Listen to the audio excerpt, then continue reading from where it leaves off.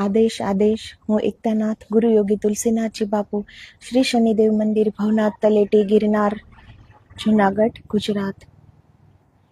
રામાયણમાં આગળ આપણે વાત કરી હતી શબરી માતાની. શ્રી રામ પ્રભુ લખનજી સંગ શબરી માતા પાસે જાય છે એના આશ્રમે, અને શબરી માતાનું દીર્ઘ પ્રતીક્ષાનો અંત આવે છે. વર્ષોથી એ રામ ભગવાનની રાહ જોતા હતા, પ્રતીક્ષા કરતા હતા. પ્રતિદિન ફૂલોથી રસ્તાને સજાવતા હતા અને વનના મીઠા ફળ ચાખીને લઈ આવતા હતા કે ક્યારે મારા પ્રભુ આવે અને હું એને ભોગ લગાવું. તો શબરી માતાની દીર્ઘ પ્રતીક્ષાનો અંત આવ્યો અને પ્રભુ રામજી લખનજી સંગ એના આશ્રમમાં ગયા. ભાવ વિભોર શબરી માતા એના સ્નેહાશ્રુથી શ્રી રામજીના ચરણ ધોવે છે, અશ્રુઓથી પખાળે છે એના ચરણને. અને સામે પ્રભુ રામ પણ આજે સ્વયં શ્રી હરિનારાયણ પરમાત્મા એ કરુણા નિધાન આજે શબરી માતાના પ્રેમમાં વહી જાય છે. એ પણ રડે છે. માતાના જૂઠા બેર એ ખાય છે અને માતાને કહે છે કે આવા અમૃતમય ફળ ખાઈને મારા વનવાસનું કષ્ટ દૂર થઈ ગયું આજે. તો શબરી માતા એ ભક્તિની પરાકાષ્ઠા હતા. એવી ભક્તિ હતી. એના સદગુરુ બ્રહ્મર્ષિ મતંગ મુનિ એ અનુપમેય સદગુરુના સદ શિષ્ય હતા. મહાન તપસ્વીની શબરી માતા, જેણે એવી ભક્તિ કરી હતી કે રામ રામ જેણે ભજન કર્યું તો આશ્રમની આસપાસ ચેતન તો શું પણ જે જડ હતું એ પણ રામ રામ બોલતા હતા. એવું ભજન માતાનું હતું. ત્યારે શ્રી રામજી ને બોર ખવડાવે છે માતા શબરી કેટલી મમતાથી, સ્નેહથી, અને એના પરમ ગુરુની વાત કરે છે. વર્ષો વીતી ગયા છે. મતંગ મુનિના દિવ્ય લોકમાં પ્રયાણ કર્યું મતંગ મુનિએ, એનો વર્ષો વીતી ગયા છે. છતાં પણ એના મહાન મુનિ જે વેદી ઉપર યજ્ઞ કરતા હતા, સાધના કરતા હતા, ત્યાં તેમનું દિવ્ય પુંજ આજ પણ એવું ને એવું પ્રજ્વલિત હતું. એના ભજનની જે આભા મંડળ રચાઈ ગયું હતું, તો આસપાસનું સ્થાન પ્રકાશિત હતું. અને મતંગ મુનિના ભજનનું ઉર્જા આજે પણ મતંગ વનના પુષ્પો ક્યારે કરમાતા નથી અને ત્યાંના ફળો હંમેશા તાજા રહે છે. હિંસક પ્રાણીઓ પોતાની હિંસકતા છોડી દે છે. કેટલી કરુણા હશે મતંગ મુનિના હૃદયમાં, કેટલું પ્રેમપૂર્ણ હૃદય હશે મતંગ મુનિનું કે એની કરુણા બહાર વહી તો હિંસક પશુઓ પોતાની હિંસકતા ભૂલી ગયા. તો આવા સદગુરુની સદ શિષ્યા હતા શબરી માતા. શબરી માતા રામજીને કહે છે, જ્યારે રામ પ્રભુ આજ્ઞા માંગે છે આશ્રમથી જવાની, ત્યારે શબરી માતા કહે છે કે પહેલા મને આજ્ઞા આપો પ્રભુ, અને એ પહેલા મને ભક્તિના દાન આપો. અને નવધા ભક્તિ જે શ્રી રામચંદ્રજી શબરી માતાને કહે છે, તો શબરી માતાને નવધા ભક્તિ કહેવાની જરૂર જ નથી, કેમ કે નવધા ભક્તિ છે એ શબરી માતામાં સમાહિત છે. શબરી માતા તો સ્વયં ભક્તિની પરાકાષ્ઠા છે. એને તો નવધા ભક્તિની શું વાત કરવી. સ્વયં ઈશ્વર પણ જેને જ્ઞાન ન આપી શકે એટલા મહાન હતા શબરી માતા. છતાં પણ શબરી માતાની વિનંતી પ્રભુએ સ્વીકારી કે શબરી માતા કહે છે કે છતાં પણ પ્રભુ મને આપના મુખારવિંદથી નવધા ભક્તિ સાંભળવી છે. તો સંતોનું હર કાર્ય બીજા માટે હોય છે, જનહિતાર્થે હોય છે. એટલા માટે શબરી માતાને સાંભળવું છે. શબરી માતાને કોઈ જરૂરત નથી નવધા ભક્તિ સાંભળવાની, પણ વનના જે આસપાસના ઋષિ મુનિઓ હતા એ ત્યાં હાજર હતા, તો એ બધા સાંભળી શકે.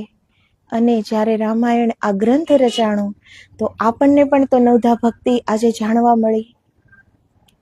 તો જે સંતો હોય છે એ હંમેશા એનું હર કાર્ય જનહિતાર્થે હોય છે, એ સ્વયં માટે નથી હોતું. કેમ કે સંતોનું જીવન સ્વયંનું તો સ્વયં એ ખુદ મટી ગયા છે, પછી જ તો એનું ભજન કરી શક્યા છે. તો સંતોનું જીવન હંમેશા પરહિતાર્થે જનહિતાર્થે હોય છે. ત્યારે પ્રભુ એના વચનનું માન રાખે છે શબરી માતાનું, અને નવધા ભક્તિ કહે છે.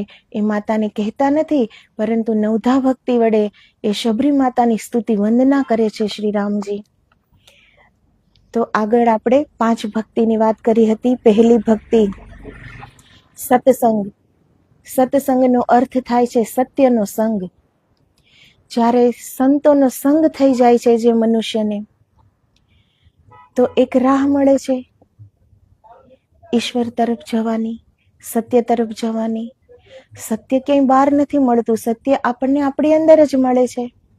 અને સત્ય આપણને આપણી અંદરથી મળે તો જ આપણને એને માની શકીએ છીએ, તો જ આપણને એ વાત ઉપર વિશ્વાસ આવે છે. અને સત્ય આપણી અંદર જ છે, એ બહાર ગોતે નથી મળતું. બીજાના ઉધાર સત્યથી આપણને કોઈ રાહ પ્રાપ્ત થતી નથી. એ સત્યના દર્શન આપણે સ્વયં કરવા પડે છે આપણી અંદર. તો સત્સંગ, સંતોનો સંગ કરવો. અગર હજી તમને એકાંત ન ગમતું હોય, હજી ભીતર ન ઉતરી શકતા હોય, હજી એકાગ્રતા ન કેળવી શકીએ આપણે, તો સંતોનો સંગ કરવો, કે જ્યાં હંમેશા ઈશ્વરની વાત થતી હોય, ઈશ્વરના ચરિત્રોની વાત થતી હોય, સારી વાત થતી હોય, એનો સંગ કરવો. બીજી ભક્તિ છે નામ રહિત થઈને સદગુરુની સેવા કરવી. તો એમાં એ નવધા ભક્તિની જે બીજી ભક્તિ છે, એમાં સેવાની મહત્તા બતાવી છે. જેવી રીતે સૂર્યનારાયણ ઉદય થાય છે, તો એને કોઈ અલગથી ચેષ્ટા નથી કરવી પડતી પ્રકાશ પાથરવાની, પણ સૂર્યનારાયણ ઉદિત થાય છે અને સૃષ્ટિમાં પ્રકાશ પથરાઈ જાય છે. કેમ કે પ્રકાશ પાથરવો એ સૂર્યનું સ્વભાવ છે. એના માટે એને કોઈ અલગ કર્મ નથી કરવું પડતું. જેવી રીતે એક પુષ્પ ખીલે છે, તો એને કોઈ કર્મ નથી કરવું પડતું સુગંધ ફેલાવવા માટે, પણ પુષ્પ ખીલે છે અને સુગંધ આપોઆપ વિખેરાઈ જાય છે, કેમ કે એ પુષ્પની સ્વભાવ છે. એવી રીતે જ જે સેવક છે, એને સેવા કરવી નથી પડતી, એને કંઈ વિચાર નથી કરવો પડતો કે હું મારા સદગુરુ પાસે જાઉં તો હું આનું આટલું કામ કરી દઉં. પણ સેવક જ્યાં પણ જશે ત્યાં અનાયાસ એના સાથે સેવા થઈ જશે, એના હાથે સદકાર્યો થઈ જ જશે. કેમ કે એ સેવા કરવી એ સેવકનો સ્વભાવ છે. અને સેવા ત્યારે થઈ શકે છે જ્યારે અહંકારથી મુક્ત આપણું હૃદય હોય. સેવામાં આપણે ઝૂકવું પડે છે, અને અહંકાર ભરેલું હૃદય એ ક્યારેય નહીં ઝૂકે કોઈની સામે. તો સેવા કરવાથી આપણા મનની અહંતા મટે છે, હૃદય વિશાળ બને છે કે આપણે બીજા માટે કંઈક કરી શકીએ છીએ.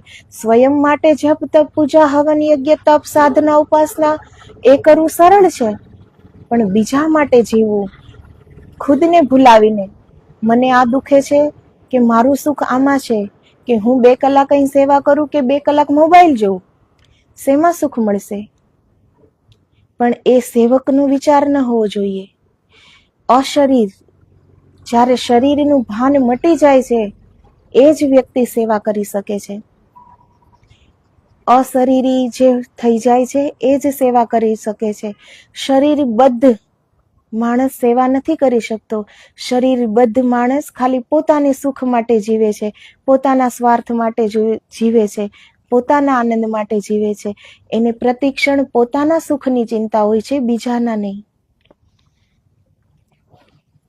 તો સેવક ધર્મ સૌથી કઠિન છે. ત્રીજી ભક્તિ છે કે કપટનો ત્યાગ કરીને ભગવાનનું ભજન કરવું. હૃદયમાં કપટ રાખીને, કે હૃદયમાં એમ રાખીને કે હે ઈશ્વર, હું તમારું આટલું નામ લઉં છું, તમારું આટલી સાધના કરું છું, તો બદલામાં તમે પણ મને આપો. તો એ કપટ છે, ઈશ્વર તરફ કપટ. તો આપણે કોને છેતરીએ છીએ આમાં? આપણે આપણી જાતને જ છેતરીએ છીએ. કોની સાથે કપટ કરીએ છીએ? ઈશ્વર સાથે પણ વેપાર, કે હું તમારું આટલું કરું તો તમે મને આટલું આપો, એ તો એક વેપાર જ થઈ ગયો ને. તો ઈશ્વર એક સાધન બની જાય છે, એ સાધ્ય નહીં બની શકે. જેવી રીતે આપણી કોઈ કમાઈનું સાધન છે, કોઈને ધંધો છે, વેપાર છે, દુકાન છે, એ આપણી કમાઈનું સાધન છે, એવી રીતે આપણે ઈશ્વરને પણ સાધન બનાવી દઈએ છીએ. તો જ્યારે ઈશ્વર સાધન બની જાય છે ત્યારે એ સાધ્ય નથી બની શકતા.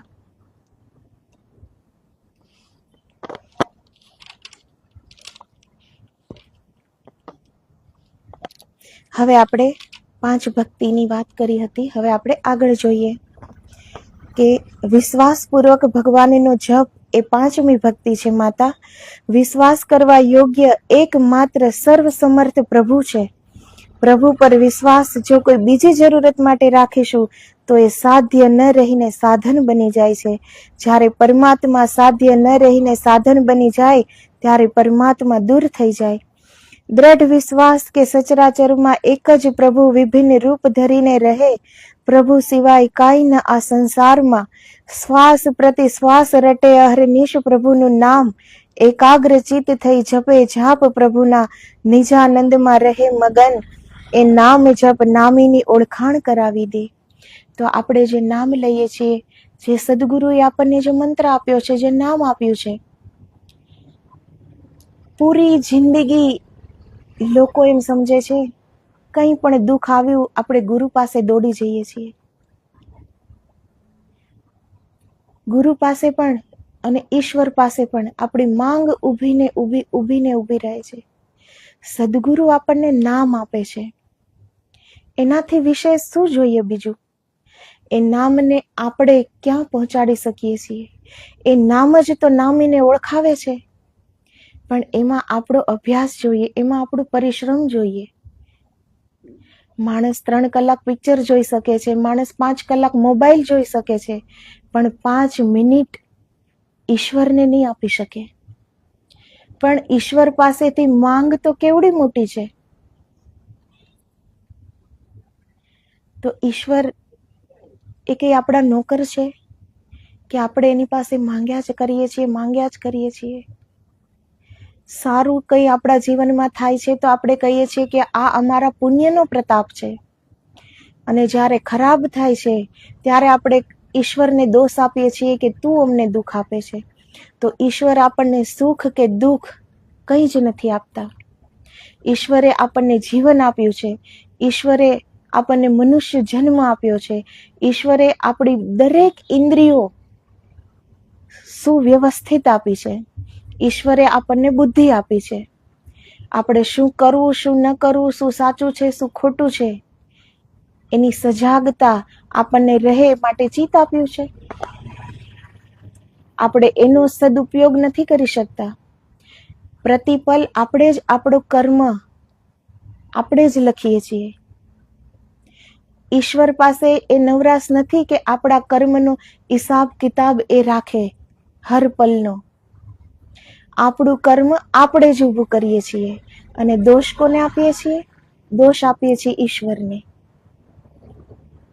તો જ્યારે નામ જપ કરીએ તો પ્રેમથી એક ધન્યવાદ માનીને ઈશ્વરનો કે હે ઈશ્વર, તમે અમને કેટલું આપ્યું, જેટલા અમે પાત્ર પણ ન હતા. મનુષ્ય જન્મ દીધો, બુદ્ધિ આપી, બધી ઇન્દ્રિયો આપી છે, હાથ પગ આપ્યા છે, બધું જ આપ્યું છે. ઈશ્વરે શું નથી આપ્યું આપણને? આપણે હજી અંદર ઉતરી નથી શકતા. આપણે ધ્યાનમાં બેસીએ, નામ જપ કરીએ, ગુરુવચન પર ચાલીએ, આપણે આપણી ભીતર આપણા આત્મ દર્શન કરીએ, તો આપણને ખ્યાલ આવે કે ઈશ્વરે આપણને કેટલું આપ્યું છે. પણ જે ઈશ્વરે આપણને આપ્યું છે એ મનુષ્ય જન્મ લે છે અને મૃત્યુ પામે છે ત્યાં સુધી સોયના નોક જેટલી પણ એને ખબર નથી કે ઈશ્વરે આપણને શું આપ્યું છે. થોડી પણ જો ખબર પડે ને માણસને કે ભગવાને આપણને કઈ નિધિ આપી છે, કઈ દિવ્ય પૂંજી આપી છે આપણી અંદર, તો ખુદને શરમ આવશે કઈ માંગતા કે હવે તો કેટલું હોય. પણ માણસને ખબર જ નથી કે ઈશ્વરે આપણને શું આપ્યું છે. એ માટે સ્વયં તરફ દ્રષ્ટિ લાવવી પડે છે, બધીથી હટાવીને. શ્વાસ પ્રતિ શ્વાસ, શ્વાસ પ્રતિ શ્વાસ અજપા ગાયત્રી જાપ સોહમ નામનો શબ્દ એ પણ ભગવાને આપણને સ્વયં આપ્યો છે. અલગથી નામ લેવાની પણ જરૂર નથી. જે અજપા ગાયત્રી જાપ અહર્નિશ આપણો હર શ્વાસ રટે છે, પણ આપણું તેના તરફ ધ્યાન નથી, કેમ કે આપણું ચિત્ત એકાગ્ર નથી, એટલે આપણું ધ્યાન નથી ત્યાં. જે આપણે બહારથી ભગવાનનું નામ લેવું પડે છે એનું જ કારણ છે કે જે નામ લેવાઈ રહ્યા છે અંદર ત્યાં આપણું ધ્યાન નથી, એટલે આપણે બીજા નામ લઈએ છીએ. પણ એ નામ લેતા લેતા લેતા જ્યારે આપણે એકાગ્ર થઈ જાશું, જ્યારે એ શક્તિ આપણને પ્રાપ્ત થશે, જ્યારે એ શાંતિ આપણને પ્રાપ્ત થશે, ત્યારે આપણે આપણા અંદરનો એ શબ્દ સાંભળી શકશું, અને એ નામ જ એ નામીને ઓળખાવી દે છે. ઈશ્વર ક્યાંય દૂર નથી, પરમાત્મા આપણી જ અંદર સમાહિત છે. પણ ક્યારેક બહારની દુનિયા છોડીને ભીતરની દુનિયા જોવાની તત્પરતા તો હોવી જોઈએ ને. ભક્તને મળવા પછી ભગવાન રહે સ્વયં તત્પર. જીવનમાં સજ્જનતા અને શીલતા પૂર્વક કરવું કર્તવ્ય પાલન, આ છઠ્ઠી ભક્તિ છે માતા. ચાહ રહિત થવાથી કર્તવ્ય પરાયણતાની શક્તિ સ્વતઃ આવી જાય છે. કોઈ પ્રલોભનથી પ્રેરિત થઈને બલપૂર્વક કર્તવ્ય પાલન કરવું એ વાસ્તવિક કર્તવ્ય પરાયણતા નથી કહેવાતી. આપણી કોઈ ફરજ છે, આપણું કોઈ કર્તવ્ય છે, તો સામે કઈ લેવાની લાલસા છે આપણે, કે આપણે એનું કઈ કામ કરીએ છીએ તો બદલામાં મનમાં કોઈ એવી અપેક્ષા જાગે કે હું આનું આટલું કરું છું તો પાછળથી એનું પણ મને આટલું મળશે, તો એ કર્તવ્ય પરાયણતા નથી, એ પણ એક વ્યાપાર છે. કર્તવ્ય પરાયણતામાં ખુદની અપેક્ષા, ખુદની આકાંક્ષાઓ, ખુદની મનોકામના એ કંઈ જ રહેતું નથી. એ ખાલી આપવાનું જાણે છે, એ નિભાવવાનું જાણે છે. કર્તવ્ય અને ફરજ એને નિભાવવી પડે છે અને નિભાવવી જોઈએ. એ બેમાં બહુ ફરક છે. જે નિભાવવી પડે છે એ ઉપરથી કર્તવ્યનું પાલન થાય છે, પણ જેને નિભાવવી છે એ બહુ ભીતરથી ગહેરાઈથી એની કર્તવ્યતા નિભાવે છે. નિષ્કામ કર્તાથી જ કર્તવ્ય પાલન થઈ શકે. જેને પોતાની કોઈ કામના નથી, કોઈ સદકાર્ય કર્યું, બીજાની કઈ સેવા કરી, બીજા માટે કંઈ પણ કર્યું, તો બદલામાં કઈ કામના નથી, નિષ્કામ ભાવના છે, એને કર્તવ્ય પાલન કહેવાય છે. કર્તવ્ય સામે પ્રાણોનું મૂલ્ય નથી.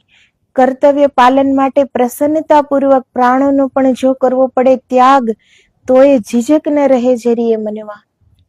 આપણા કર્તવ્ય પાલનમાં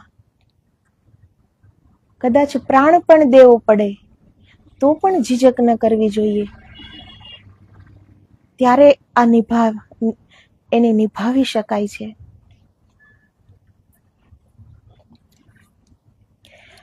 કર્તવ્ય પાલન કરી શકે એ જ કર્તવ્યનું વાસ્તવિક જ્ઞાન અને સામર્થ્ય એને જ પ્રાપ્ત થાય છે જે સંપૂર્ણ રાગ દ્વેષ રહિત હોય. શરીરને મંદિર, જીવને શિવ માનીને રહેવું સદા, આત્મા તો પાવન પવિત્ર બ્રહ્મરૂપ અનામય, રાખવી દિલમાં દયા હંમેશા, છળ કપટ સ્વાર્થ વ્યભિચારનો ત્યાગ કરી સજ્જનતા પૂર્વક ફરજ બજાવવી સદા. આ શરીર છે એ એક મંદિર છે. એને જેટલું પવિત્ર આપણે રાખીએ, જેટલું શીલતાપૂર્વક આપણે જીવીએ, એટલા જ આપણું મન પણ એટલું પાવન થશે, વિચારો પણ એટલા પાવન થશે. શરીરનું મહત્વ બીજું કંઈ જ નથી. શરીર એક માધ્યમ છે ઈશ્વર સુધી પહોંચવાનું. શરીરનું બીજું કોઈ કારણ નથી. પણ આ શરીર એમાં આત્મા રૂપી પરમાત્મા અંદર બેઠા છે. જેવી રીતે આપણે એક મંદિરમાં જઈએ છીએ તો ઈંટ પથ્થરના મંદિરને તો આપણે મંદિર માની લઈએ છીએ કે આ ભગવાનનું નિવાસ સ્થાન છે. પણ જ્યારે કોઈ સાધક ખુદને મંદિર માની લે કે આ શરીર મંદિર છે અને એમાં રહેલો આત્મા પરમાત્મા છે, ત્યારે એ જીવ શિવ બની જાય છે. પછી પરમાત્મા અને આપણામાં કોઈ અંતર નથી રહેતું અને કોઈ અંતર છે પણ નહીં.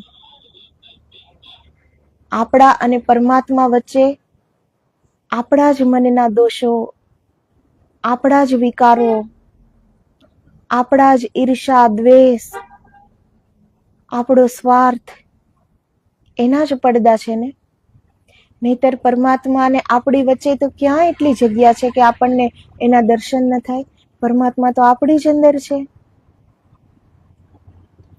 પણ એના માટે આ શરીરને મંદિર સમજો, પવિત્ર રાખો, પાવન, માતા ગંગા જેવું પાવન આ શરીર.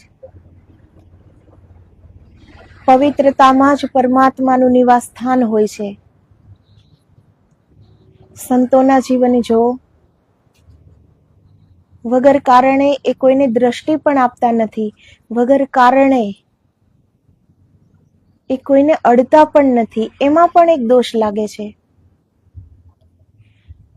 તો આ શરીરને એક મંદિર જ છે જેમાં પરમાત્માનું નિવાસ સ્થાન છે. આજનો કળયુગ છે, યુગ બદલાય છે, માણસના વિચારો બદલાય છે, પણ ઈશ્વર નથી બદલાયો. એ તો એવો ને એવો જ છે. તો આપણે કેવી રીતે જીવવું છે, કેવી રીતે આપણે પવિત્રતાથી જીવવું છે, પાવનતાથી જીવવું છે, એ આપણા ઉપર છે. યુગ ચાહે કોઈ પણ હોય, પણ જેની સદબુદ્ધિ છે એના હાથે હંમેશા સદકાર્યો થશે અને હંમેશા પવિત્ર જીવન જીવાશે. આત્મા તો હંમેશા જ પાવન છે, એ તો પવિત્ર જ છે, એને પવિત્ર કરવાની જરૂર નથી. ઘણા સાધુઓ કહે છે ને કે તમે આ શું કામ કરો છો, આ સાધના, આ યોગ? તો કહે છે કે આત્માને પવિત્ર કરવા માટે. તો આત્મા, આપણે કોણ કે આપણે આત્માને પવિત્ર કરી શકીએ? આત્મા તો પરમ શુદ્ધ પવિત્ર જ છે. આત્મા તો એ જ પરમાત્મા છે, એ તો પરમ શુદ્ધ છે, પરમ પાવન. એને આપણે શું પવિત્ર કરવાના? પવિત્ર રાખવાનું છે આ શરીરને, પવિત્ર રાખવાનું છે મનને, કે એમાં કોઈ આપણે ખરાબ વિચાર ન કરીએ. દોષોથી મુક્ત કરવાનું છે આપણા મનને. આપણા અને પરમાત્મા વચ્ચે જે પડદા પડેલા છે એને હટાવવાનો છે. આત્મા તો પવિત્ર જ છે.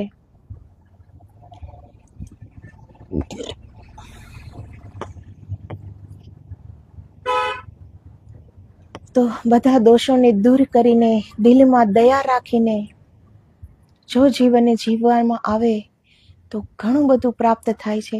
સંતોના આશીર્વાદ અવિરત વહે છે. સંતો કાલે હતા એવું નથી, સંતો આજે પણ છે. પણ આપણી એ દ્રષ્ટિ નથી કે આપણે એને ઓળખી શકીએ. પણ મતલબ એવો તો નથી ને કે સંતો નથી. સંતો આજે પણ છે અને એની કૃપા, એની કરુણા અવિરત વરસે છે. પણ કોઈ પાત્ર તો બને. આપણે જ આપણું પાત્ર ઊંધું રાખીને ઊભા છીએ તો કેવી રીતે ભરાય? સૌને એક સમાન જોવા, સંતોનું કરવું પ્રભુથી એ વિશેષ સન્માન. આ સાતમી ભક્તિ છે માતા. દ્રષ્ટિમાં ભેદ ત્યારે જ મટે જ્યારે અંતર ચક્ષુ ખુલે. ચર્મની આંખ બહારિક વિધવિધ રૂપ જોવે સહુના, અંતર દ્રષ્ટિથી જોવે તો એક જ બ્રહ્મ દેખાય સર્વમાં. જ્યાં સુધી આપણે આ ચામડું જોઈએ છીએ, આ ચર્મ ચક્ષુ, જ્યાં સુધી આપણે આ ઉપરની આંખથી જોઈએ છીએ ત્યાં સુધી આપણને આ સૃષ્ટિમાં બધું અલગ અલગ ભાસે છે. જેને અંતરચક્ષુ ખુલી જાય છે તેને તો સર્વવ્યાપક ઈશ્વરના દર્શન થાય છે ચારો ઓર. તેને ખ્યાલ આવી જાય છે કે પૂરી સૃષ્ટિમાં એક જ તત્વ છે, એક જ બ્રહ્મ છે. આ શરીર પણ તો પંચ તત્વનું એક જ માટીથી બનેલું છે. અહીં અલગ કંઈ જ નથી અને અહીં અલગ કોઈ જ નથી. પણ આપણે ચર્મ દ્રષ્ટિથી જોઈએ છીએ એટલે આપણે ભેદ રાખીએ છીએ. પણ જેના અંતરચક્ષુ ખુલી જાય છે એ બ્રહ્મને ઓળખી જાય છે અને ચારો ઓર એ બ્રહ્મ ભાવમાં જીવે છે. એને ચારો ઓર એ પરમાત્માના જ દર્શન કરે છે. આંખ બંધ કરે તો અંદર પરમાત્માના દર્શન કરે છે અને જ્યારે આંખ ખોલે તો બહાર પણ ચારો ઓર એ પરમાત્માના જ દર્શન કરે છે. સંતોની કૃપા દ્રષ્ટિ જેને થાય છે પ્રાપ્ત, એને જ થાય આત્મની ઓળખાણ. પંચ તત્વની કાયામાં પછી એ જીવ ના ફસાય માયામાં. અત્ર તત્ર સર્વત્ર રમે માયાપતિની માયા, એની એને જાણ થઈ જાય. જેના અંતરચક્ષુ ખુલી ગયા છે. પણ એ કેવી રીતે ખુલે? એ ખાલી સ્વયંની મહેનત, સ્વયંનો પરિશ્રમ જ નથી લાગતો એમાં, પણ એમાં સંતોની કૃપા, સંતોના આશીર્વાદનો હાથ હોય છે. સંતોની કૃપા, એની કરુણાનો હાથ હોય છે. સંતોની જ્યારે કૃપા દ્રષ્ટિ પ્રાપ્ત થાય છે પછી આ પંચ તત્વની કાયામાં આપણે આ માયામાં અટવાતા નથી. જે આપણે ઉલઝનમાં છીએ એ ઉલઝન સુલઝી જાય છે. એને ખ્યાલ આવી જાય છે કે ચારો ઓર એક જ બ્રહ્મ છે અને એની લીલા છે. કહેવાય છે ને કે જે બધું જાણી જાય છે એ મૌન થઈ જાય છે. એને પછી કંઈ બોલવાનું નથી આવતું, કેમ કે એ સમજી જાય છે, એ ઓળખી જાય છે સામા વ્યક્તિને. કે જેને નથી ખબર કંઈ જ, એને કહેવાથી શું લાભ? અને જેને ખબર છે બધી, જે કરી ગયા છે, એને પણ કહેવાથી શું લાભ? એ તો કરી જ ગયા છે. તો બંને દશામાં બોલવું તો વ્યર્થ જ છે ને. એટલે સંતો મૌન થઈ જાય છે. કેમ કે એને સત્યના દર્શન થઈ ગયા, એને એક આત્મ સાક્ષાત્કાર કરી લીધો. એને ખ્યાલ આવી ગયો કે અત્ર તત્ર સર્વત્ર એક જ ઈશ્વરની માયા વ્યાપ્ત છે ચારે બાજુ. અને આ બધી ડોર ઈશ્વરના હાથમાં છે. જ્યારે ખબર પડી જાય છે કે હું કંઈ જ નથી, પછી શું બોલવાનું આવે? પછી શું કોઈને કહેવાનું આવે? બધામાં એક જ બ્રહ્મ છે.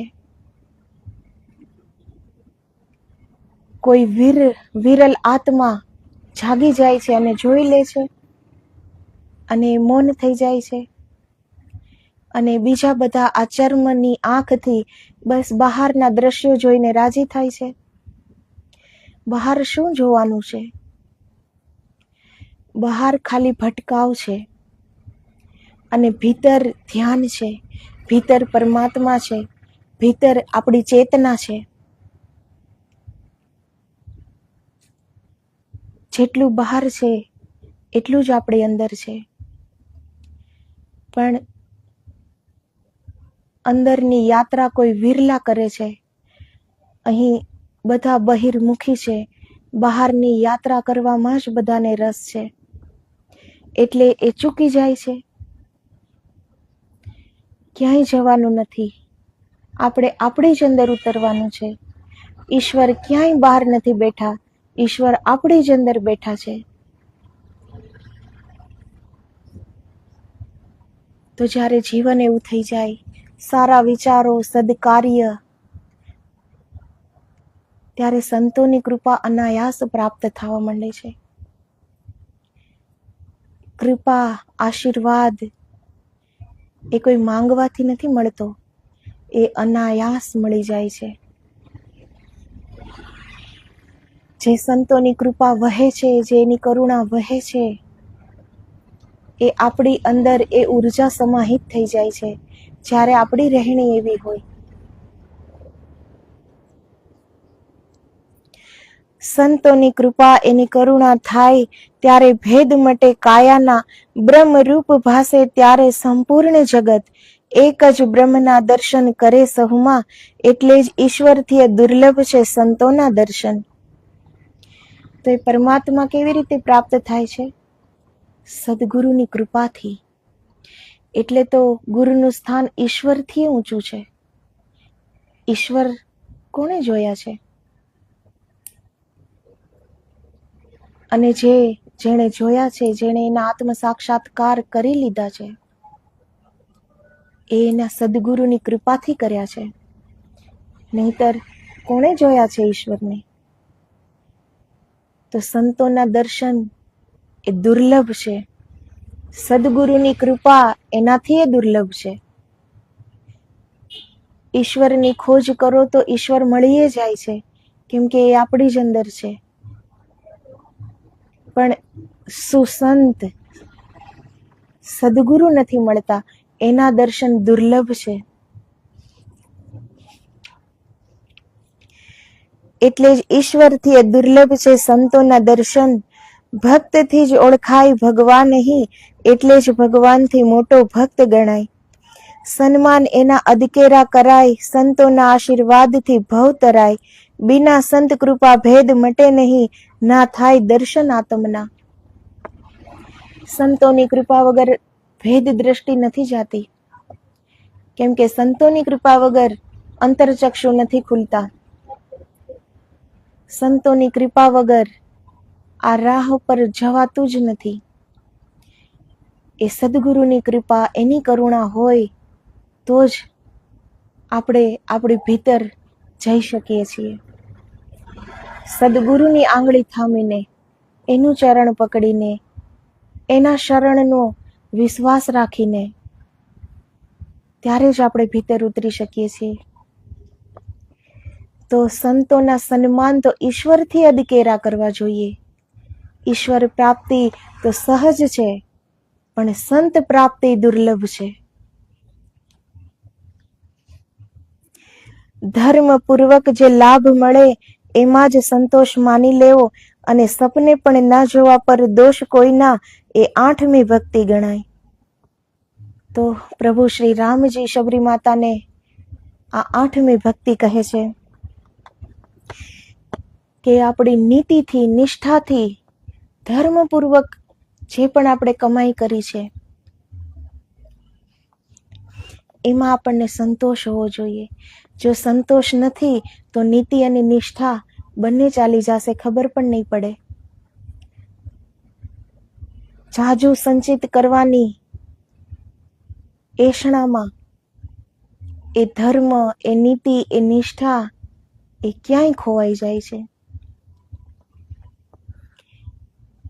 પણ જો હૃદયમાં સંતોષ છે કે જે પણ આપણે પરિશ્રમ કર્યો છે, જે ધર્મપૂર્વક જે કમાઈ કરી છે, જે નીતિપૂર્વક, નિષ્ઠાપૂર્વક કરી છે, એમાં જે મળ્યું એ અમને ખૂબ મળ્યું,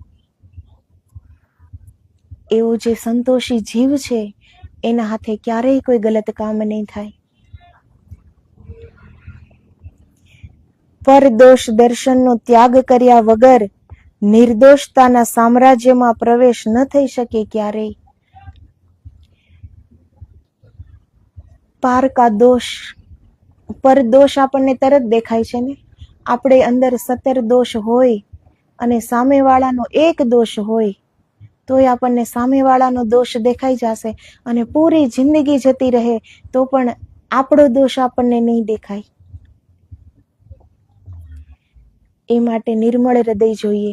એ નિર્દોષતા ત્યારે જ આવે છે જ્યારે પરદોષ ના દેખાય આપણને. એ માટે પ્રેમપૂર્ણ હૃદય જોઈએ. જ્યાં પ્રેમ છે ત્યાં કોઈ જ સામેવાળાની ભૂલ દેખાતી નથી. પ્રેમમાં એ જગ્યા જ નથી કે ક્યાંય ભૂલ દેખાય. પણ આપણે આપણી ચર્મની આંખથી સામેવાળું પણ આપણને એક ચર્મરૂપી એક માણસ જ જોઈએ છીએ, એટલે એ પ્રેમ થઈ નથી શકતો. પણ જેની આંખ ખુલી ગઈ છે, જે બ્રહ્મ ભાવમાં જીવે છે, જે બધામાં એક જ બ્રહ્મને જોવે છે, તો એના પરમાત્માને પ્રેમ કરી શકશે ને. એ જ્યાં પણ જોવે છે ત્યાં એને પરમાત્મા જ દેખાય છે, તો દોષ ક્યાંથી જોશે? એને તો સામેવાળાનું શરીર પણ નથી દેખાતું, તો દોષ તો ક્યાંથી દેખાય?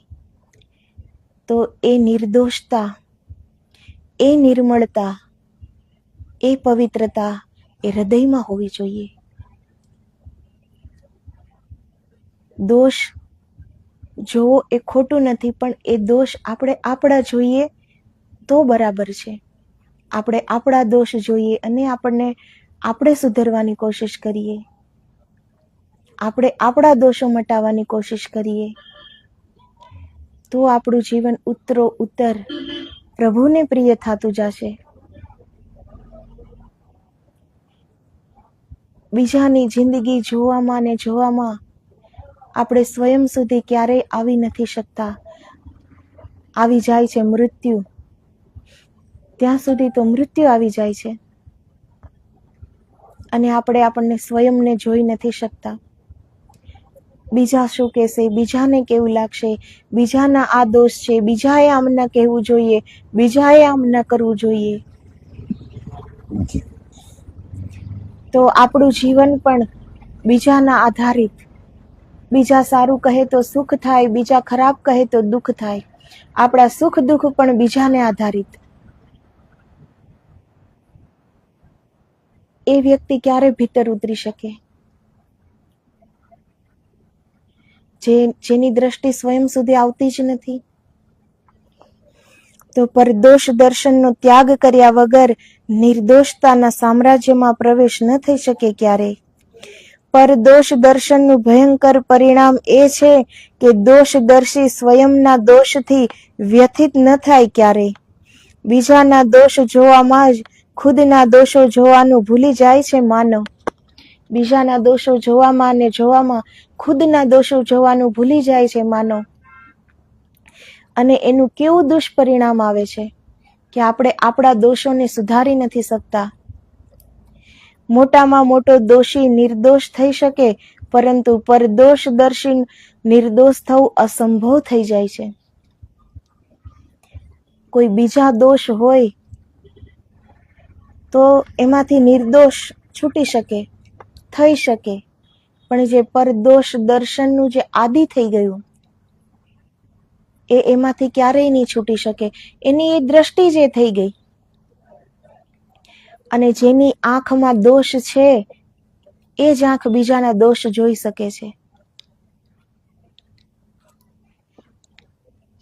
માનવમાં દોષ દર્શનની દ્રષ્ટિ સ્વતઃ વિદ્યમાન છે, પણ પ્રમાદવશ પ્રાણી એનો ઉપયોગ પોતાના જીવન પર ન કરીને બીજા પર કરવા લાગે છે.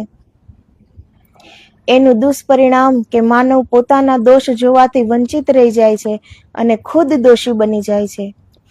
ધર્મપૂર્વક નીતિ નિષ્ઠાથી જે પણ લાભ થાય એમાં સંતુષ્ટિ જેને પ્રાપ્ત થાય, એનાથી અધર્મ ક્યારેય ન થાય.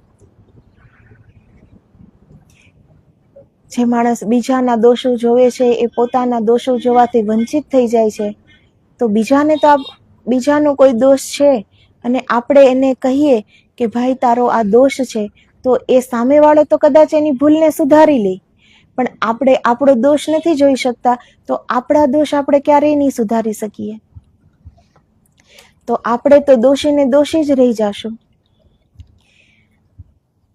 અને જે સંતુષ્ટિપૂર્વક જે પણ આપણને પ્રાપ્ત થાય છે એમાં જો આપણને સંતોષ થઈ જાય, તો ક્યારેય પણ અધર્મના માર્ગ પર આપણે નહીં જઈએ, તો આપણે હંમેશા નીતિના માર્ગ પર ચાલી શકશું. અસંતોષી જીવ લાભ મેળવવા જાજો અધર્મનો માર્ગ અપનાવી લે. અધર્મીના જીવનમાં શાંતિ ન આવી શકે ક્યારેય. ધર્મ પ્રેમીના જીવનમાં તૃપ્તિનો આનંદ રહે સદા.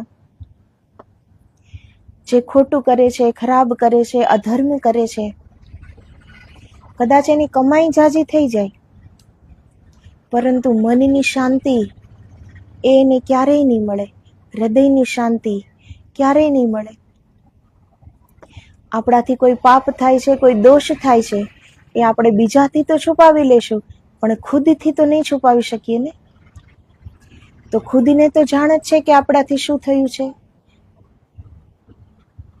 કયું પાપ થયું છે, કયો અધર્મ થયો છે, કેટલી બીજાની નિંદા કરી છે, સ્વાર્થી બનીને આપણે કેટલું કોઈનું ખોટું કર્યું છે, એ આપણને તો ખબર જ છે ને આપણી. તો એ આપણને એ શાંતિ ક્યારેય પ્રાપ્ત નહીં થાય. અધર્મ કરીને વધારે પૈસા તો પ્રાપ્ત થઈ શકે, પણ શાંતિ ક્યારેય પ્રાપ્ત ન થઈ શકે. અને ધર્મ પ્રેમીના જીવનમાં તૃપ્તિનો આનંદ રહે સદા. જેણે કંઈ ખોટું કર્યું જ નથી, સદા નીતિથી, નિષ્ઠાથી, ધર્મપૂર્વક રહે છે, એના હૃદય પર કોઈ બોજ નથી. ખોટું કર્યાનો કોઈ બોજ એના હૃદય ઉપર નથી. તો એને એક તૃપ્તિ છે, એક શાંતિની તૃપ્તિ. અને જ્યાં શાંતિ છે ત્યાં જ આનંદ છે.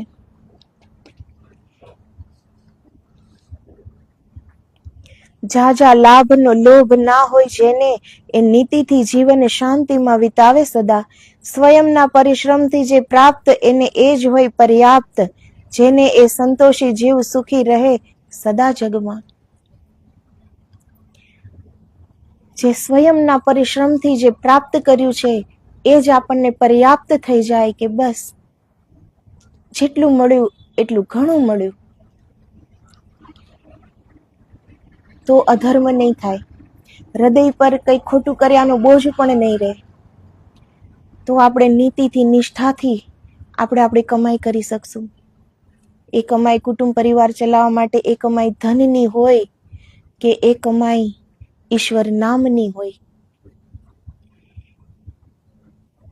પણ ધર્મ જરૂરી છે, નીતિ નિષ્ઠા જરૂરી છે. તો જેના હૃદયમાં ધર્મ છે એ હંમેશા એના હૃદયમાં સંતોષનું સ્થાન છે, શાંતિનું સ્થાન છે. અને જ્યાં શાંતિ અને સંતોષ છે ત્યાં જ આનંદ છે, અને એ જ સાચું સુખ છે. જીવનમાં સહજ અને સરળ બની ભગવાનને સમર્પિત થઈ જાવું એ નવમી ભક્તિ માતા. તો આ નવધા ભક્તિની નવમી ભક્તિ પ્રભુ રામજી માતા શબરીને કહે છે કે જીવનમાં સહજ અને સરળ બની ભગવાનને સમર્પિત થઈ જાવું એ નવમી ભક્તિ. જે સરળ હૃદય બની જાય એ સહજમાં જીવનને શાંતિથી જીવી જાય. ઈશ્વર કરે એ જ સાચું, ઈશ્વર કરે એ જ સારું. આવો ભરોસો જો હૃદયમાં આવી જાય એનું જીવન ધન્ય થઈ જાય. ઈશ્વરનું શરણું પકડી લે તો ઈશ્વરની રાહ તો સદા મહાન. ખુદનું હોવાપણાનું ભાન ભૂલી જાય તો જીવનમાં ઈશ્વર એક જ રહી જાય. સમર્પણ. સ્વયં જ્યાં સુધી મટી ન જાય ત્યાં સુધી સમર્પણ ન થઈ શકે. હજી ખુદનું જેને ભાન છે, ખુદના સુખ દુઃખ, મને શેમાં આનંદ આવે છે, મને શેમાં સુખ થાય છે, મારી કઈ ઈચ્છા હજી સંતોષવાની છે કે પછી મને આનંદ થાય. તો જે ખુદ માટે જીવે છે એ ક્યારેય સમર્પણતા ન કરી શકે. એના માટે વિશાળ હૃદય જોઈએ, બધું ન્યોછાવર કરી દેવાની એ ભાવના જોઈએ, ત્યારે સમર્પણ કરી શકાય છે. અત્યારે માણસ બહાર ફરવા જવું હોય તો તત્પર, તરત તૈયાર. 3-4 કલાક મોબાઈલમાં તો કેમ જતા રહે ખબર પણ નથી પડતી. ટીવી જોવામાં મગન. પરંતુ કોઈ સદકાર્ય કરવું હોય તો સમય નથી. ઈશ્વરનું નામ લેવું હોય તો સમય નથી.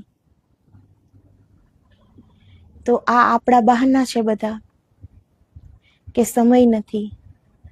સમય બધાની પાસે છે, પણ એ સમય માણસ ખુદની ખુશી માટે વાપરે છે એટલે સમય નથી. નહીતર સમયની કમી નથી, સમય બધા પાસે છે. જે સંતો કરી રહ્યા છે અને જે સંતો કરી ગયા છે એની પાસે પણ આટલો જ સમય હતો. એનો સમય એની ઘડિયાળ કઈ અલગ ન હતી કે આપણી પાસે દિવસના 24 કલાક છે અને એની પાસે દિવસના 36 કલાક હતા. એની પાસે પણ એટલો જ સમય હતો જેટલો આપણી પાસે છે, પણ એ કરી ગયા કેમ કે એણે બહાના ન બનાવ્યા, એટલે એ કરી ગયા. અને આપણી પાસે બહાનું છે કે સમય નથી, એટલે આપણે રહી ગયા.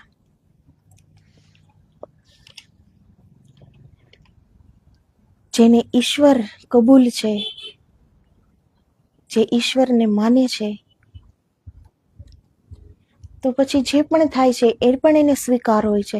જેને ઈશ્વર સ્વીકાર છે એને બધું જ સ્વીકાર છે. તો પછી પણ એ માટે એવું સમર્પણ હોવું જોઈએ, જ્યાં ખુદનું કંઈ જ નથી, અશરીરી જીવન, શરીરબદ્ધ નહીં. શરીરબદ્ધ જીવન ક્યારેય ન સેવા કરી શકે ને સમર્પણ કરી શકે. સ્વયંને મિટાવવાની જેની તૈયારી હોય એ જ સમર્પણ કરી શકે. અને સમર્પણ વગર આત્મદર્શન ક્યારેય નહીં થાય. આપણને આપણું જ મન આપણને ગુલામ બનાવીને બેઠું છે.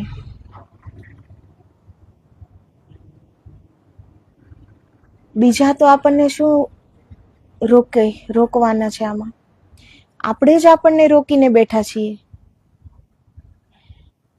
ક્યાંય દૂર જવાનું નથી, ખુદની જ જોવાનું છે, ખુદની ભીતર ઉતરવાનું છે.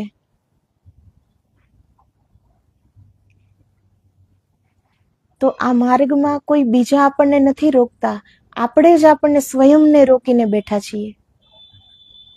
એટલે આપણે અંદર નથી ઉતરી શકતા. હંમેશા મન આપણું વચ્ચે આવે છે. 5 કલાક મોબાઈલ જોવો હોય તો એ સુખની વાત છે, પણ 5 મિનિટ ધ્યાનમાં બેસવું હોય કે આંખ વીંચીને અંદર ઉતરો, તો ક્યારેક કરીને જોઈએ. 5 મિનિટ તો શું, 5 ક્ષણ પણ આપણે સમગ્રતાથી અંદર નહીં ઉતરી શકીએ, જેટલી સમગ્રતાથી આપણે મોબાઈલ જોઈએ છીએ ને, ટીવી જોઈએ છીએ, બહારિક દ્રશ્ય જોઈએ છીએ, ત્યારે આપણને કંઈ જ ખબર નથી હોતી. એટલે આપણે એમાં ઓતપ્રોત હોઈએ છીએ. એવી રીતે 5 ક્ષણ પણ આપણે અંદર નહીં ઉતરી શકીએ. તો એ આપણી જ ભૂલ છે. આપણે સ્વયંને નથી પછાણી શકતા, સ્વયંના આત્મદર્શન નથી કરી શકતા. હું કોણ છું, ક્યાંથી આવ્યો છું? પૂરી જિંદગી પૂરી થઈ જાય છે ત્યાં સુધી આપણને ખબર નથી કે હું કોણ છું ને ક્યાંથી આવ્યો છું. એટલી પણ આપણને જાણ નથી. એ આપણી ભૂલ છે. પણ કોઈને એ તત્પરતા પણ નથી ને અંદર જવાની, એ જાણવાની. બીજાએ શું કર્યું છે એ જાણવાની તત્પરતા બધામાં છે. બીજા કઈ ભૂલ કરે છે એમાં ખુશ થવાની આતુરતા બધામાં છે. પણ ખુદને જોવાની, ખુદ અંદર ઉતરવાની, ખુદના સ્વસ્વરૂપને પામવાની, ખુદના આત્મામાં પરમાત્માના દર્શન કરવાની, એ તાલાવેલી કોની પાસે છે? એ કોઈ પાસે નથી. એટલે જ આપણે બેહોશ થઈને જીવીએ છીએ, અને એકવાર બેહોશ થઈને જ આપણું મૃત્યુ થઈ જશે. ત્યાં સુધી આપણે હોશમાં નથી આવતા. હોશ સભર કોને કહે છે? કે જેને પોતાને જાણી લીધા, પામી લીધા.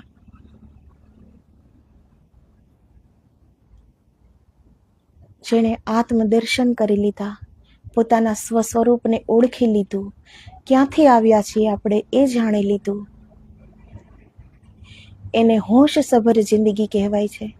બાકી તો આ બેહોશી જ છે. આને બેહોશી કહીએ કે મૃત્યુ કહીએ, એક જ વાત છે.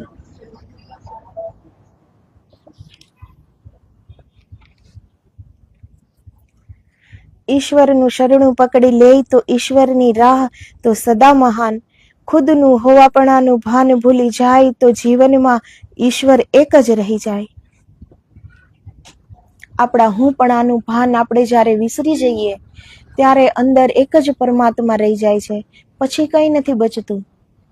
કેમ કે આત્મદર્શન ત્યારે જ થાય છે જ્યારે આપણી ઈચ્છા, આકાંક્ષા, મહત્વાકાંક્ષા, આપણા વિચારો, આપણું મન, આપણું શરીર એ બધાથી આપણે અલગ થઈ જઈએ. આત્મભાવમાં, બ્રહ્મ ભાવમાં જ્યાં સુધી ન આવીએ ત્યાં સુધી એ બ્રહ્મના સાક્ષાત્કાર નથી થતા. તો જ્યારે આપણે મટી જઈએ છીએ ત્યારે પરમાત્મા એક જ રહી જાય છે. બધું જ ઈશ્વરનું, આપણે પણ ઈશ્વરના. જો એ સરળતાથી સમજાઈ જાય, જીવનમાં સમભાવ, સમાનતા આવી જાય, એનું જીવન સહજ બની જાય. જેના હૈયેના શોકના હરખની છાયા સહજમાં જ છૂટી જાય. તો જેના જીવનમાં સમાનતા આવી જાય છે, સુખ હોય તો પણ એ જ સ્થિતિ, દુઃખ હોય તો પણ એ જ સ્થિતિ. આપણી સ્થિતિમાં કોઈ ફેરફાર ન થાય. થોડું પણ દુઃખ આવે ત્યાં કેટલી નાસીપાસ આપણે કરવા માંડીએ છીએ. આપણા જ કર્મનું દુઃખ હોય છે. બીજાને કહેવાથી યા આટલું નાસીપાસ થવાથી પ્રાપ્ત શું થાય છે? કેટલું સરળ સમજવાનું છે કે આપણા જ કર્મ છે અને આ કર્મનો હિસાબ આપણે જ દેવાનો છે. આપણું જ કોઈ કરેલું કર્મ છે, અત્યારે આપણી સામે આવ્યું છે તો જશે પણ. એમાં જો આપણે શાંતિ રાખી જઈએ તો એનો હલ પણ મળી જાય છે, આપણને જ મળી જાય છે. કોઈ પણ પરિસ્થિતિ એવી નથી કે જેનું હલ ન હોય, જેનું સમાધાન ન હોય, પણ આપણે જેટલા નાસીપાસ થઈ જઈએ છીએ કે એ સમાધાન આપણી અંદર છે, પણ આપણે આપણી ચેતનાનો અવાજ સાંભળવા માટે સામર્થ્યતા તો પ્રાપ્ત એટલી કરવી જોઈએ ને. આપણી ચેતના જાગૃત જ છે, હર પલ આપણને એ સત્ય સમજાવે છે, હર પલ એ આપણી હર વાતનું સમાધાન કરે છે. પણ દુઃખ આવે તો પણ આપણે બીજા પાસે જ દોડીએ છીએ. પણ જ્યારે દુઃખ આવે છે, કોઈ એવા હાલાત આવે છે, કોઈ એવી પરેશાની આવે છે, કોઈ એવી પરિસ્થિતિ આવી ગઈ, તો થોડી વાર શાંત થઈ જઈએ. શાંત થઈને થોડી વાર એકાગ્રતાથી આપણે આપણી અંદર જોઈએ, તરત સમાધાન મળી જશે. આપણી ચેતના તો હર પલ જાગૃત છે. આ શરીર સૂઈ જાય છે રાત્રે, પણ ચેતના નથી સૂતી. આપણે સૂઈ ગયા પછી પણ સ્વપ્ન આવે છે ને. તો આપણી ચેતના જાગૃત છે, હર પલ આપણને હર સમાધાન આપે છે. પણ આપણે આપણી વાત ક્યારેય નહીં સાંભળીએ, બીજાની સાંભળી લેશું.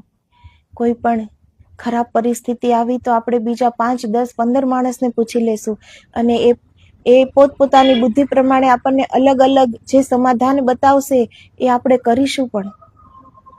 પણ જે સાચું સમાધાન છે એ આપણને આપણી જ અંદર મળે છે, પણ એ સાંભળવા માટે કોઈ તૈયાર નથી હોતું.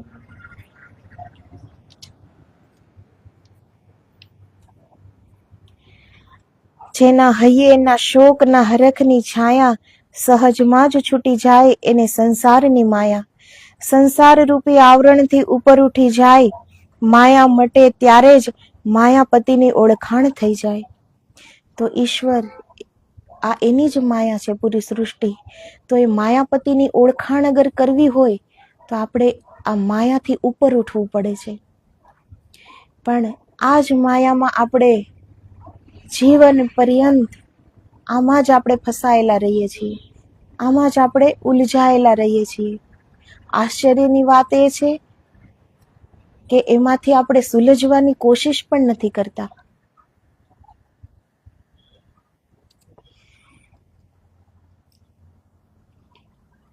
આ યુગમાં જે પણ આજે થઈ રહ્યું છે એ એટલે જ થઈ રહ્યું છે કે બધા જ બીજાની બુદ્ધિથી ચાલે છે.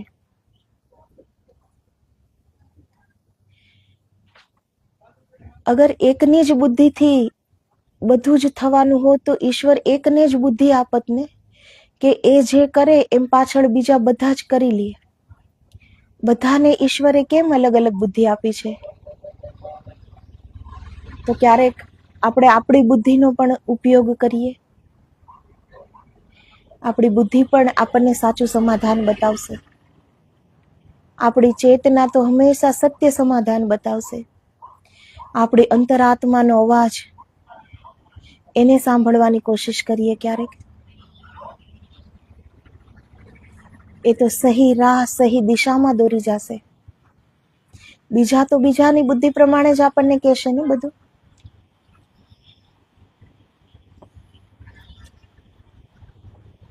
તો સંસારને છોડવાની વાત નથી, કેમ કે સંસાર છૂટી જાય છે. જે આ નવધા ભક્તિની વાત છે, એવી રીતે જો આપણે જીવનમાં આપણે એને ઉતારી શકીએ, આપણા જીવનમાં આપણે એ અમલમાં મૂકી શકીએ, તો પછી કંઈ છોડવું નથી પડતું, એ છૂટી જાય છે. સંસારને છોડવો નથી પડતો, એ અંદરથી છૂટી જાય છે. વૈરાગ્ય બહારથી નથી આવતો, વૈરાગ્ય અંદરથી ઉત્પન્ન થાય છે. એના માટે આ 9 પ્રકારની ભક્તિ પ્રભુ શ્રી રામ પોતાના મુખારવિંદથી કહે છે આ વાત. તો આવી રીતે આપણે જીવન જીવવું પડે છે. ત્યારે આપણે ઈશ્વરની રાહ પર ચાલી શકીએ છીએ. ત્યારે આપણને આપણા સદગુરુની કૃપા પ્રાપ્ત થાય છે. આપણે કૃપા પાત્ર બની શકીએ છીએ. સદગુરુની કૃપા અને સંતોની કૃપા વગર કંઈ જ થતું નથી. 5 ક્ષણ પણ ધ્યાન નહીં લાગે. ભીતર ઉતરવાની વાત તો બહુ દૂર રહી. 5 ક્ષણ વિચાર કર્યા વગર, 5 ક્ષણ તો શું, 1 ક્ષણ વિચાર કર્યા વગરની 1 ક્ષણ, એ પણ આપણાથી નથી થતી. એ ક્યારે થાય છે? જ્યારે સંતોની કૃપા ઉતરે છે, જ્યારે સદગુરુની કરુણા ઉતરે છે, અને જેમાં આપણી એ તૈયારી હોય છે, આપણો પરિશ્રમ હોય છે, કંઈક કરી છૂટવાની, કંઈક પ્રાપ્ત કરવાની આપણામાં હોશ હોય, તો થાય. માતા શબરી સસ્નેહ આદર ભાવથી સાંભળે પ્રભુની વાત, કહે કૃપા કરી મુજ પર તમે, હે દીન દયાલ પ્રભુ રઘુનાથ. આવી જ કૃપા બનાવી રાખજો, ચિત નિત્ય આપના ચરણોમાં રહે, એવી કરુણા કરજો મુજ પર નાથ. તો આ એક ભક્તની માંગ છે, અને એક આપણી માંગ હોય ઈશ્વર પાસે. કેટલો ફરક છે. ઈશ્વર પાસે કઈ માંગ હોવી જ ન જોઈએ. સદગુરુ પાસે અને ઈશ્વર પાસે કોઈ માંગ ન હોવી જોઈએ, કેમ કે એ બે તો દેવા માટે છે. એ તો વગર માંગે આપણને ભરી દે છે. આપણે માંગીને શું માંગશું? આપણી બુદ્ધિ છે કેટલી? આપણે હજી એને જ ઓળખતા નથી. આપણે શું માંગવાના એની પાસે? પણ જ્યારે એ સ્વયં કરુણા કરે, ત્યારે આપણને શું પ્રાપ્ત થાય છે એ જોઈએ. આપણે માંગીને શું માંગશું? છતાંય કોઈ માંગ વગર રહી ન શકાતું હોય, માંગવું જરૂરી જ હોય, તો આવું માંગવું જોઈએ કે અમારું ચિત્ત નિત્ય આપના ચરણોમાં રહે.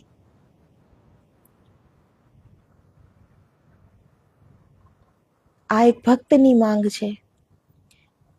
ભક્ત મુક્તિની પણ આકાંક્ષા નથી રાખતા, મોક્ષનો પણ આકાંક્ષા એને નથી હોતી. એ તો એનાથી એ પરે છે. એક ભક્ત તો જન્મો જન્મ વારંવાર જન્મ લે છે પૃથ્વી પર એની ભક્તિ કરવા માટે. એને તો હર ક્ષણે પરમાનંદમાં જીવે છે. ભક્તનું હર કાર્ય, હર શ્વાસમાં જે એ રટે છે ઈશ્વરનું નામ, એમાં જ એને પરમાનંદ છે. એની પાસે મુક્તિ શું? એક ભક્તને કોઈ અભિલાષા નથી હોતી એના ભગવાન પાસે, મુક્તિની પણ નહીં. એ તો એના નામમાં જે મગન રહે છે, જે રત રહે છે, જે તલ્લીન રહે છે, એમાં જ એને પરમ આનંદ મળી જાય છે. તો ચિત્ત નિત્ય આપના ચરણોમાં રહે એવી કરુણા કરજો મુજ પર. આ શબરી માતા પ્રભુ શ્રી રામજીને કહે છે. હવે આજ્ઞા આપો, જાયશું હવે ગુરુજીની પાસ. માતા શબરી દિવ્ય જ્યોત બનીને એ ગયા દિવ્ય લોક. રામ લખન એને પ્રણામ કરે, આશીષ આપે એને અનેક. જેના દર્શન પામી સ્વયં ભગવાન કૃતાર્થ થાય, એવા તપસ્વીની માતા શબરીજીના ચરણોમાં કોટી કોટી પ્રણામ. તો શબરી માતાને પ્રભુ નવધા ભક્તિ કહી અને શબરી માતા પછી આજ્ઞા માંગે છે પ્રભુ પાસે, પોતાના સદગુરુ દેવ પાસે જવા માટે. અને શબરી માતા દિવ્ય જ્યોત બનીને દિવ્ય લોકમાં એના સદગુરુની પાસે જતા રહે છે. ત્યારે રામજી અને લખનજી એને પ્રણામ કરે છે. સ્વયં ભગવાન ભક્તને પ્રણામ કરે છે. જેના દર્શન પામીને સ્વયં ભગવાનને એમ થયું કે અમે કૃતાર્થ થયા, અમે ધન્ય થયા. તો એક ભક્તની પદવી કેટલી ઊંચી છે, એ ભક્તનું ભજન કેવડું હશે, એ ભક્તની હૃદયની વિશાળતા કેવી હશે, એની ભક્તિ કેવી હશે, એની સમર્પણતા કેવી હશે, કે સ્વયં ભગવાન કૃતાર્થ થયા એના દર્શન પામીને.